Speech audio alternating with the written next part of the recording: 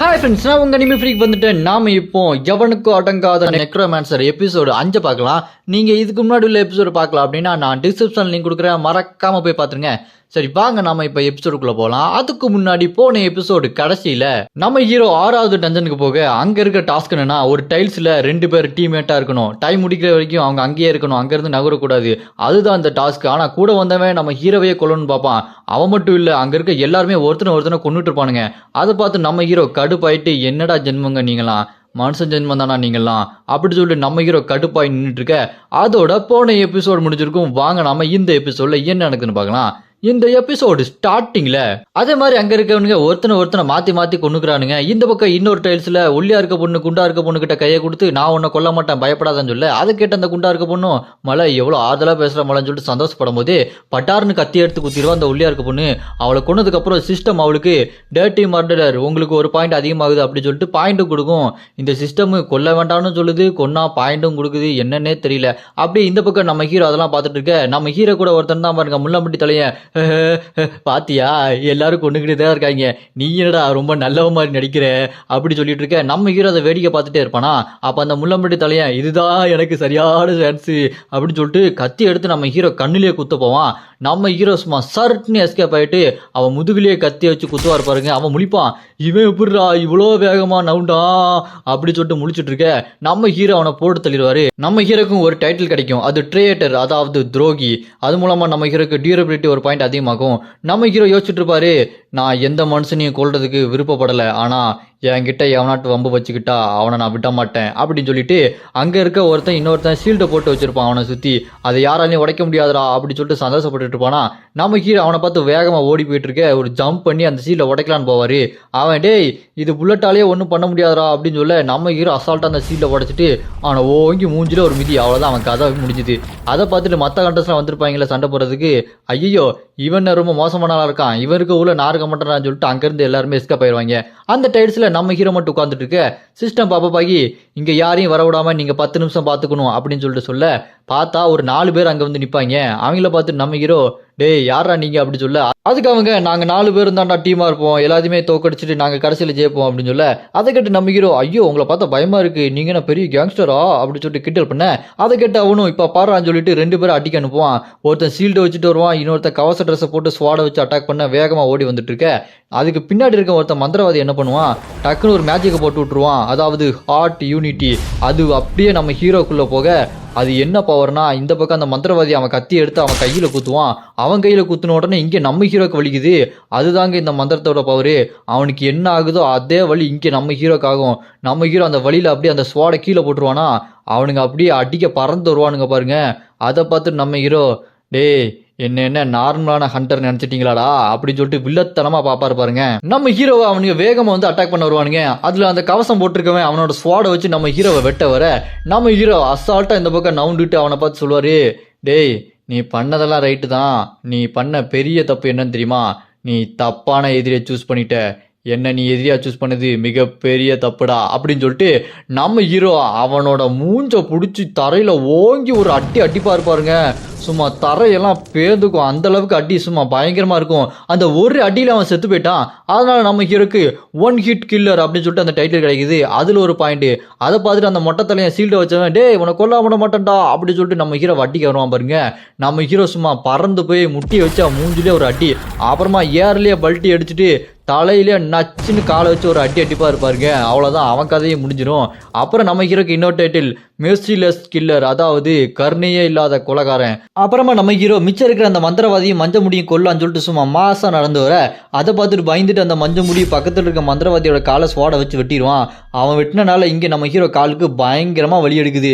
அப்புறமா அந்த மஞ்ச முடி, டேய் நீ என் கிட்ட வராத, கிட்ட வந்து அந்த மந்திரவாதி உடம்புல அப்படி கத்தி வச்சு குத்துன்னு குத்திடுவேன், அப்புறம் உடம்பு பயங்கரமா வலிக்கும் பார்த்துக்க அப்படின்னு சொல்ல, அதை பார்த்து நம்ம ஹீரோ, இவன் இப்படியே பண்ணிட்டு இருந்தா வேலைக்காகாது, எனக்கு வலி ரொம்ப பயங்கரமா இருக்கு, இந்த மந்திரத்தை முடி அடிக்கணும் அப்படின்னா அந்த மந்திரவாதியை நான் போட்டு தள்ளணும் அப்படின்னு சொல்லிட்டு நம்ம ஹீரோ அவனோட ஸ்வாடை ஒரு வீசுவான் பாருங்க.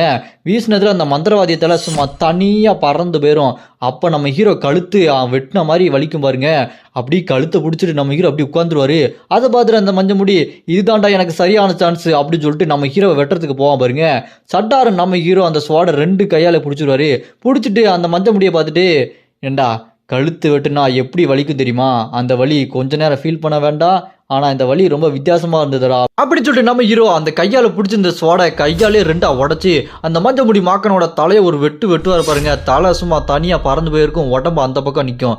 நம்ம ஹீரோ சும்மா விரித்தனமா நிற்பாரு. மறுபடியும் ஒரு டைட்டில் கிடைக்கும், கோல்டு பிளட் கில்லர், கொடூரமான கொலைகாரன் அப்படின்னு சொல்ல. அப்புறமா அந்த டாஸ்க், அதாவது அந்த டஞ்சன் ரைடே முடிஞ்சிடும். டைம் 10 நிமிஷம் முடிஞ்ச உடனே எல்லாரும் ஜெயிச்சிட்டீங்க, இப்போ நீங்கள் மிச்சம் இருக்கவங்க எல்லாருமே ஜெயிச்சிட்டீங்க அப்படின்னு சொல்ல. மற்ற டைட்ஸில் பார்த்தா டீம்மேட்டாக இருக்கவங்க ஜெயிச்சிருப்பாங்க. அதை பார்த்துட்டு நம்ம ஹீரோ, சே டீம்மேட்டாக இருந்தாலும் ஜெயிக்கலாம் சொன்னேனடா, எவனுமே கேட்கலையே, எவனோ ஒருத்தன் தூண்டி விட்டு தான் இவனுங்க ஒருத்தனை மாற்றி கொண்டுக்கிறானுங்க. ஆனால் இப்போ என்ன பார்க்கறதுக்கும் ஒரு கொடூரமான மான்ஸ்டர் மாதிரி தான் இருக்குது அப்படி சொல்லி நம்ம ஹீரோ ஃபீல் பண்ணிட்டு இருக்க. அப்புறமா அவனோட ரூமுக்கு போகிறதுக்கு போர்ட்டல் ஓப்பன் ஆகும். ரிவார்டு நிறையா கிடைக்கும், பாயிண்ட்டு நிறையா கிடைக்கும். அப்போ ஒரு பாக்ஸ் கிடைக்கும், கிஃப்ட் பாக்ஸு. அதை ஓப்பன் பண்ணுறதுக்கு முன்னாடி நம்ம ஹீரோ அந்த டைட்டில்லாம் வந்திருக்கும், அந்த கோல்டு பிளட்டு, அந்த ஒன் ஷாட் கில்லர், அந்த மாதிரி நிறையா டைட்டிலில் பார்த்துட்டு இருக்க. அப்புறமா அந்த கிஃப்ட் பாக்ஸை ஓப்பன் பண்ணி பார்ப்பான். ஓப்பன் பண்ணி பார்த்தா அதுக்குள்ளேருந்து ஒரு சின்ன காப்ளின் குட்டி மாதிரி வந்து நிற்கும்.